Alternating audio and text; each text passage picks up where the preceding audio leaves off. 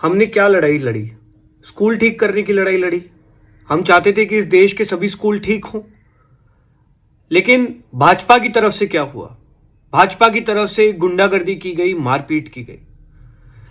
Waste Bengal के Bankura district Indus police station का रहने वाला अब्दुल, जो जंतर मंतर पर पहले दिन से हमारे साथ मौजूद था, जिसने प्रोटेस्ट में हिस्सा लिया, वो सिर्फ अपने गांव के सरकारी स्कूल ठीक कराना चाहता था। वो गया, लेकिन जैसे ही वो वापस अपने घर आया, भाजपा के गुंडे आए, उसके साथ मारपीट की, और बीच बचाव में जब उसके पिताजी वापस बीच में आए तो उनके साथ भी मारपीट की। उनको इतना मारा कि कल उनकी मौत हो गई। पश्चिम बंगाल के बांकुरा जिले में एक मुस्लिम समाज के युवक को हमला हुआ है। उनके परिवार पर भी हमला हुआ है। कहा जा रहा है कि उनके घर में एक शख्स की हत्या कर दी गई है, क्योंकि वो अभिजीत दीपके के ऐलान पर स्कूल की तस्वीरें दिखा रहे थे। ये जो वीडियो आपने सुना, ये रांका है। पूरे देश भर में हम लोग शिक्षा की बात कर रहे हैं। हम वोट तो मांगने नहीं जा रहे हैं। हम तो सिर्फ चाह रहे हैं कि हमारे देश के स्कूल ठीक हो। लेकिन पूरे देश में हमें सिर्फ और सिर्फ भाजपा के लोग गुंडागर्दी, मार पिटाई, बदतमीजी से ही क्यों डील कर रहे हैं? अब्दुल के पिताजी की क्या गलती थी? अब्दुल की क्या गलती है? सिर्फ यही कि वो अपने स्कूल ठीक कराना चाहता है।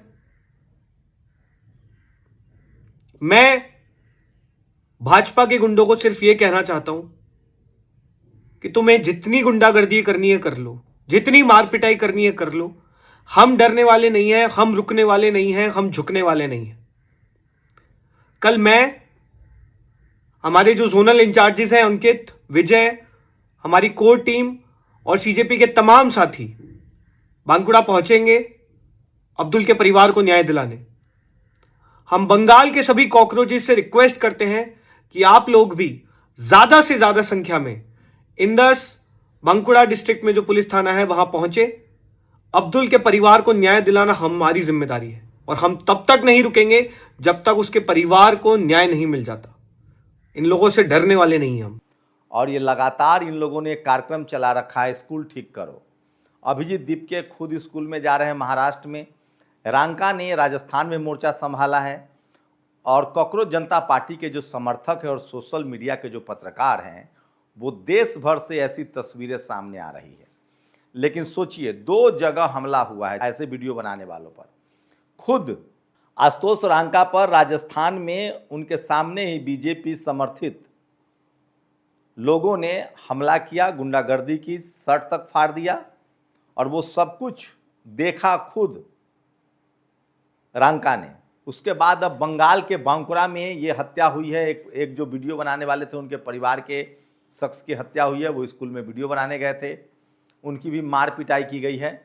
अभिजीत दीपके की टीम ने कहा है कि हम पश्चिम बंगाल आ रहे हैं, और पश्चिम बंगाल के जो कॉकरोच हैं वो वहाँ जाकर ध्यान दें। लेकिन सोचिए, पिछले 12 साल में इस देश के टीवी अखबार में स्कूल, अस्पताल, पढ़ाई लिखाई की खबरें गायब हैं। लेकिन अब एक के बाद एक वीडियो आ रहे हैं। ये वीडियो देखिए, एक महिला जो है वो प्राइवेट स्कूल में खोली हुई है, और वो सरकारी टीचर है। विदिशा की ये मास्टर साहब कह रही हैं, टीचर हैं, कह रही हैं कि मेरी मर्जी, मेरा स्कूल है, मैं चलाऊं या न चलाऊं। बिहार का ये स्कूल है, वहाँ हाथापाई करने की कोशिश हो रही है। जो एक वीडियो बनाने वाला शख्स है, उसको जाने ही नहीं दिया जा रहा है। उसके बावजूद सोचिए, यूट्यूब चैनल्स के पत्रकार, मैं कहता हूं इनको असली पत्रकार, शर्म आनी चाहिए उन तमाम टीवी अखबार के पत्रकारों को जो टेलीविजन चैनल पर बैठकर अपनी एसी दफ्तर में सरकार की कहानी गढ़ते हैं। उनको जनता से मतलब नहीं है। मैं फिर कह रहा हूं, इस देश में स्कूल, अस्पताल की बर्बादी के लिए, बेरोजगारी बढ़ने के लिए, देश की इस तरह से हालत हो जाने के लिए, भ्रष्टाचार करने के लिए और कोई जिम्मेदार नहीं है, सिर्फ टीवी अखबार के ये पत्रकार जिम्मेदार हैं। सोचिए, यूपी में एक विश्वकर्मा समाज के युवक की तिवारी ने हत्या कर दी। 4 तिवारी उसमें आरोपी है। प्रतापगढ़ जिले की घटना है। डाटा ऑपरेटर है वो शख्स जिसकी हत्या हुई है, विश्वकर्मा समाज का, पिछड़े समाज का है। वहां कोई टीवी अखबार नहीं जाएगा। लेकिन आप कल्पना कीजिए, अगर कहीं मुस्लिम आरोपी होता अगर वो युवक विश्वकर्मा समाज का होता और आरोपी मुस्लिम होता तो अभी यूपी में टीवी अखबार और नोएडा चैनल अभी आग लगा देता देश में, और इस देश के सारे मुसलमानों को दोषी ठहरा देता, और उनके जितने लठैत हैं वो सब वहां चले गए होते। लेकिन चूंकि वहां 4 तिवारी आरोपी है और पीड़ित जो है वो विश्वकर्मा समाज का है, तो नहीं जाया जाएगा। मैं इसीलिए कह रहा हूं यही मीडिया का चरित्र है। अब मीडिया का चरित्र देखिए, बिहार में खबरें चल रही है, सोशल मीडिया पर खबरें दिखाई जा रही है कि मंगल पांडे के समय जब वो स्वास्थ्य मंत्री थे तो 15,000 रुपये डस्टबिन खरीदा गया, 300 करोड़ का। उस डस्टबिन की आज की कीमत 1500 है और 2 साल पहले उसकी कीमत थी लगभग 500 रुपये। 300 करोड़ का स्कैम है। क्या मजाल है कि टीवी अखबार आपको दिखा दे। ये 2 वीडियो देखिए। 15 अगस्त पर बीजेपी के नेताओं ने बीजेपी का झंडा फहराया, तिरंगा झंडा नहीं फहराया। लेकिन खबरें क्या दिखाई जा रही है कि राहुल गांधी के कार्यक्रम में, खड़गे साहब के कार्यक्रम में वंदे मातरम का गान जो हुआ वो ओरिजिनल नहीं था। आप कल्पना कर सकते हैं, तिरंगा झंडा के बदले बीजेपी का झंडा फहराया जा रहा है। ये ठीक है, मैं बार बार कह रहा हूं इस देश की बर्बादी के लिए सबसे ज्यादा टीवी अखबार जिम्मेदार है। क्या इस देश के नागरिकों को स्कूल नहीं चाहिए, अस्पताल नहीं चाहिए? आपको किसी पत्रकार ने बताया स्कूल अस्पताल? मैं कह रहा हूं बीजेपी के समर्थक इन पत्रकारों से कि उन्हीं राज्यों में तो जाके स्टोरी करो जिन राज्यों में बीजेपी की सरकार नहीं है। कम से कम इतना तो करो भाई। तो सोचिए, इस देश के टीवी अखबार को आपके बच्चों के लिए स्कूल से मतलब नहीं है, उनको अस्पताल से मतलब नहीं है, उनको रोजगार से मतलब नहीं है, उनको देश की सीमा की सुरक्षा से मतलब नहीं है। लगातार अरुणाचल प्रदेश से वीडियो आ रहे हैं कि चीन घुसपैठ कर रहा है। ये आरके सिंह हैं, इन्होंने बकायदा वीडियो बना के कहा है कि देश में घुसपैठ हो रहा है। लेकिन क्या मजाल है कि कोई टीवी अखबार इनका इंटरव्यू कर ले। लगातार सुब्रमण्यम स्वामी अनाप शनाप बयान देते रहते हैं। कई बार मैं उनके तरीके से सहमत नहीं हूं, लेकिन जो वो फैक्ट बोल रहे हैं, क्या सुब्रमण्यम स्वामी इस देश के बड़े नेता नहीं है? कोई टीवी अखबार उनका इंटरव्यू नहीं करता है। वो जो भी बोलते हैं वो सोशल मीडिया पर। मधु किश्वर जो कल तक बीजेपी आरएसएस की प्रवक्ता थी, बनी हुई थी, उन्होंने जब बीजेपी के खिलाफ मोर्चा खोला तो कोई टीवी अखबार उनके यहां नहीं जाता है। लेकिन सोचिए, अगर अखिलेश यादव के खिलाफ उनके चाचा रामगोपाल यादव या शिवपाल यादव बोल दे तो टीवी अखबार वालों की लाइन लग जाएगी, क्योंकि दोनों चाचा भतीजा को लड़ाना है, क्योंकि ये पिछड़े हैं। तेजस्वी यादव के भाई तेज प्रताप यादव कुछ तेजस्वी यादव के खिलाफ बोल दे या तेजस्वी यादव की बहन कुछ बोल दे तो टीवी अखबार वहां लाइन लगा देगी। दलित पिछड़े नेताओं को लड़ाना है और बीजेपी आरएसएस के नेताओं को बचाना है। और सोचिए, ये अर्नब गोस्वामी है। मैं तो फिर कह रहा हूं कि इन चैनलों पर बहुजन समाज के लोगों को जाना ही नहीं चाहिए। समाजवादी पार्टी के प्रवक्ता हैं भदौरिया, रूबिका लियाकत ने क्या बेइज्जत किया माइक डाउन करवा के। अर्नब गोस्वामी ने बकायदा प्रियंका भारती को अपने चैनल पर बुलाया।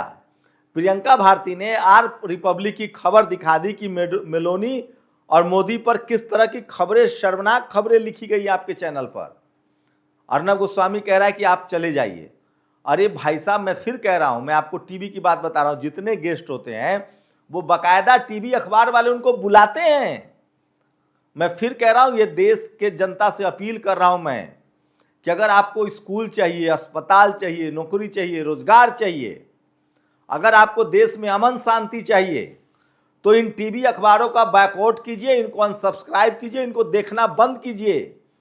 ये आपके दिमाग में जहर घोल रहे हैं, जातिवाद का, सांप्रदायिकता का। ये सारे टीवी अखबार बीजेपी के प्रवक्ता हैं। टीवी अखबार का मतलब होता है देश की दुर्दशा को दिखाना, गड़बड़ियों को दिखाना। सोचिए, इन टीवी अखबार वालों को 300 करोड़ का डस्टबिन घोटाला नहीं दिख रहा है। इन टीवी अखबार वालों को 4200 करोड़ का लखनऊ कानपुर हाईवे बर्बाद हो गया, वो नहीं दिख रहा है।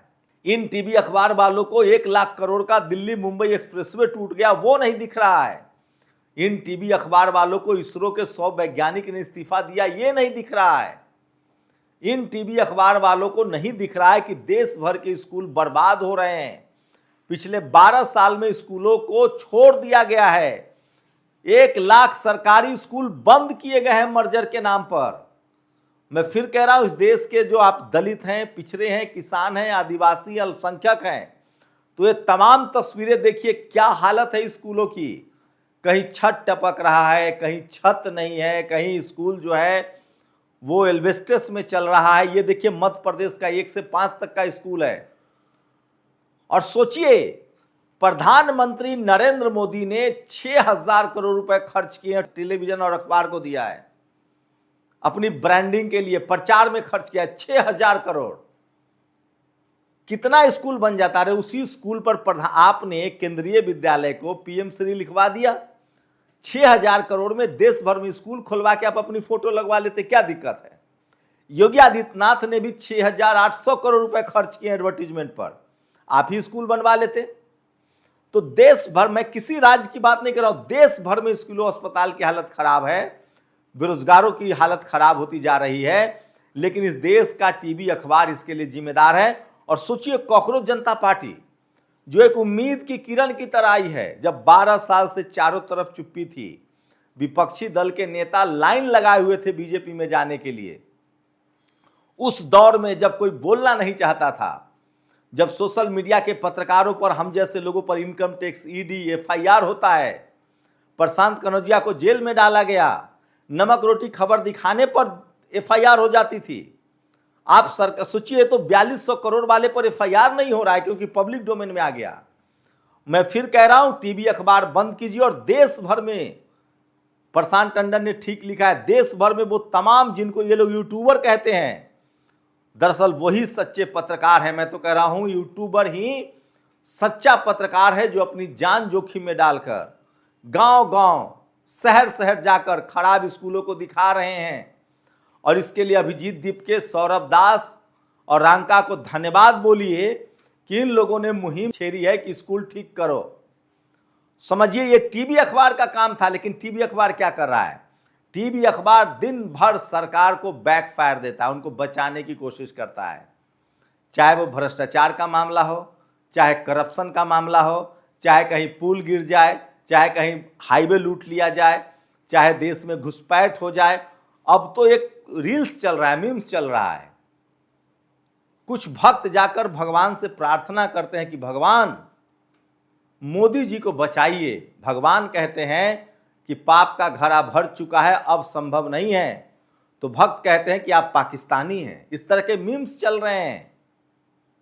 आप सोचिए, देश में बच्चों पर डंडे चले दिल्ली में। अब देश भर के जो सोशल मीडिया इन्फ्लुएंसर्स हैं, यूट्यूबर्स हैं, वो खबरें दिखा रहे हैं, रोड खराब है, स्कूल खराब है, पढ़ाई लिखाई नहीं हो रही है, टीचर नहीं है। मैं फिर कह रहा हूं, इस देश के तमाम उन लोगों को जो संविधान में भरोसा रखते हैं, जो लोकतंत्र में भरोसा रखते हैं और जो चाहते हैं कि इस देश में स्कूल, कॉलेज, अस्पताल की स्थिति अच्छी हो, मैं फिर कह रहा हूं, इस देश में 10% ऐसे जातिवादी सोच के लोग हैं जो नहीं चाहते हैं कि इस देश की बहुसंख्यक आबादी पढ़े लिखे, स्कूल कॉलेज जाए, अस्पताल जाए। क्योंकि उनको दिक्कत है कि जब सब पढ़ लिख जाएगा, स्कूल जाएगा, तो देश तरक्की भले कर जाएगा, लेकिन उनकी चाकरी कौन करेगा, उनकी गुलामी कौन करेगा। तो ऐसे जातिवादियों की परवाह मत कीजिए। 90% लोगों की जिम्मेदारी है कि ऐसे यूट्यूबर्स को फॉलो करें और इन टीवी अखबार को सोशल मीडिया से लेकर, यूट्यूब पर लेकर, फेसबुक, सब जगह से बॉयकॉट कीजिए। ये इस देश के खिलाफ हैं, इस देश के संविधान के खिलाफ हैं। ये सिर्फ आरएसएस और बीजेपी के साथ हैं क्योंकि इनसे इनकी जाति मिलती है। टीवी अखबार में बैठे पत्रकार और आरएसएस की दोनों की विचारधारा एक है, इसलिए इस देश की दुर्दशा है। अपनी राय जरूर दीजिए, आपकी राय बहुत जरूरी है। शुक्रिया। दस्तक की आपसे गुजारिश है कि अगर इसको बचाना चाहते हैं तो नेशनल दस्तक को सब्सक्राइब करने के लिए रेड कलर के सब्सक्राइब बटन को दबाएं, फिर बेल आइकन की घंटी दबाएं। नेशनल दस्तक को बचाने के लिए बहुत जरूरी है कि हर खबर को शेयर करें, लाइक करें, कमेंट जरूर करें।